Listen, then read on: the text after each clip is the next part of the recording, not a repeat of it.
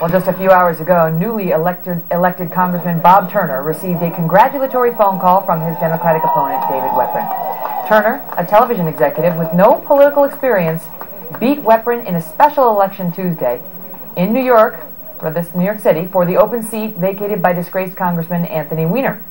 Turner is the first Republican to represent that district in more than 90 years.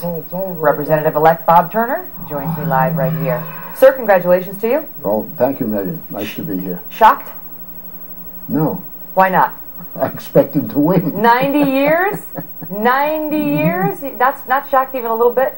Well, I've lived in this district my whole life. I kind of have my ear to the ground. I sense the mood of the people, and I'm not surprised. How'd you do it? Because I'll tell you now, the Democrats are coming out right now, in part, they're blaming this on a lot of things, but we're hearing a lot of, it's all Anthony Weiner's fault.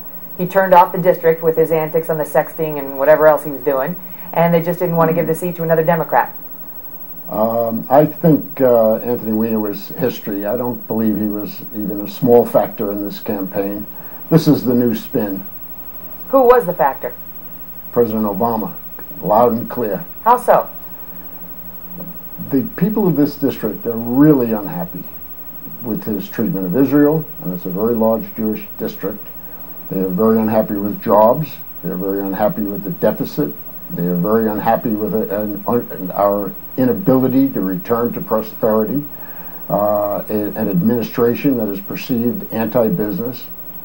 There's enough to work on here. But you've got Democrats 3-1 in this district. I mean, weren't enough of them still in President Obama's camp to say, I'm still going to do what I've done every election of my whole life, and that is vote blue?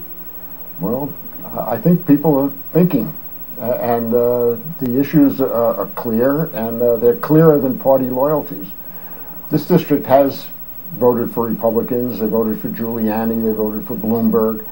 And I think when the time is right and the issues are clear, they'll cross party lines. Why do you think this is a harbinger of things to come in 212? Because I know you've said that. Well, I believe the country is on the wrong course badly.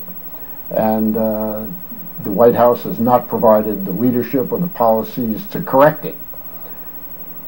People are going to vote and vote against them. When you go out in your district, when you were campaigning, and you talk to Democrats, as you'd have to do, I mean, you cannot win this district without winning a large number of Democrats, what would they say to you about President Obama? Would people say, look, I voted for President Obama, but what? How would they explain the flip?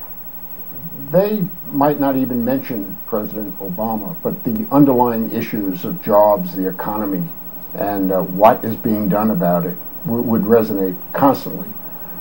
And the fact is, there is no leadership in these areas, so... You're it.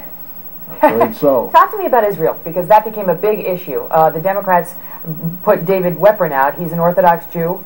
And they made sort of an issue of that, and it was sort of like a trust me, I've got Israel's back. But that didn't wind up being persuasive. But Israel was a big issue in this particular election. Indeed it is. And Mr. Weprin said, I will fight from the inside. And I said, I will oppose the president, and we have to send him a message that his policies will not be tolerated.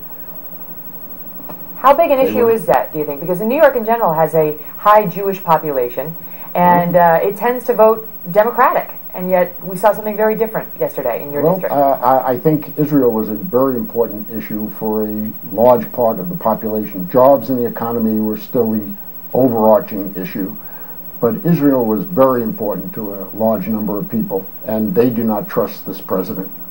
Bob Turner, thank you so much for coming in. All the best to you, and congrats. Okay, thank you. Take care.